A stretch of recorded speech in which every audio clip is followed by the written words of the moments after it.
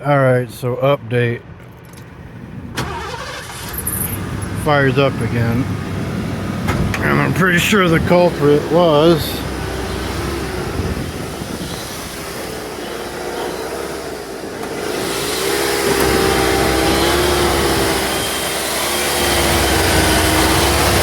this guy right here. This whole harness is bad. So I'm gonna have to go get one from the junkyard. Like splice it up here and cut it in. But it's running off the teeth.